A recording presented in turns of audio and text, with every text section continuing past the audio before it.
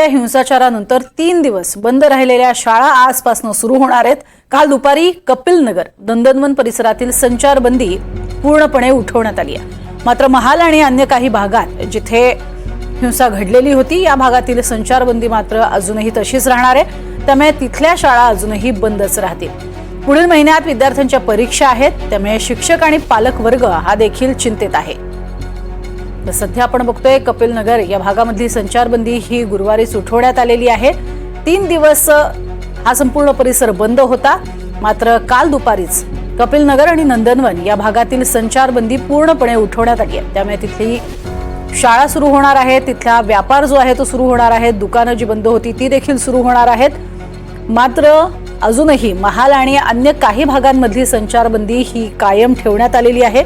याचं सगळ्यात महत्त्वाचं कारण म्हणजे हेच की या संपूर्ण परिसरामधलं जे वातावरण आहे तणावपूर्ण वातावरण जे निवळावं अशी अपेक्षा आहे आणि एक जरब बसावी यासाठी पोलिसांनी अजूनही या भागामध्ये पूर्वीप्रमाणे यातायात सुरू केलेली नाहीये। अजूनही इथे संचारबंदी कायम आहे, मात्र ती आता लवकर उठवावी अशी मागणी होतीये। कारण अर्थातच खास करून मुलांच्या शाळांचा एक मोठा प्रश्न आहे। परीक्षा येत्या काळात आहेत। अधिक माहिती घेऊयात प्रवीण मुधोळकर यांच्याकडनं। प्रवीण, काय अधिक माहिती? महाल आणि अन्य कोणकोणते असे भाग आहेत जिथे संचारबंदी अजून कायम आहे, कधी उठेल?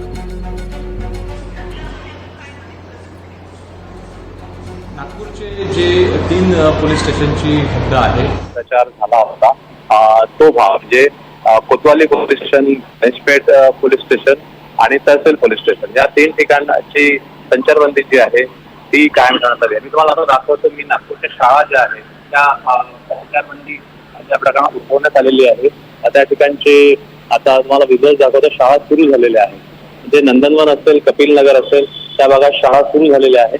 आता इथे शिक्षक दिसत आहेत, शिक्षक इथे विद्यार्थ्यांचा अभ्यास बुडाला 3 दिवस तो पूर्ण करण्याचा प्रयत्न करत आहेत। आणि आता या ठिकाणी बाकीचे जे कॉलेजेस आहेत ते सुद्धा आता सुरू झालेले आहेत शाळांसोबतच। आता 3 बाकीचे जे 5 ते 6 पोलीस स्टेशन आहेत तिथे 2 तासाची रिलॅक्सेशन जे आहे देण्यात आलेलं आहे। हे 2 तासाचं रिलॅक्सेशन हे दुपारी 2 नंतर असेल आणि यात इमामबाड़ा पोलीस स्टेशन असेल, सक्करदरा पोलीस स्टेशन असेल आणि आणखी 2-3 पोलीस स्टेशन आहे त्या रिलॅक्सेशन देण्यात आलेलं आहे। नक्कीच। आणि नागपूरमध्ये आपण ही दृश्य बघतोय,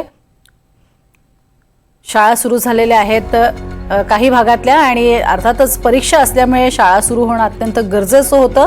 त्या आता सुरू झालेल्या आहेत। आता महाल किंवा बाकीचा जो परिसर आहे तिथल्याही शाळा लवकरात लवकर सुरू व्हाव्यात, अर्थातच संचारबंदी हटवावी अशी मागणी केली जाते।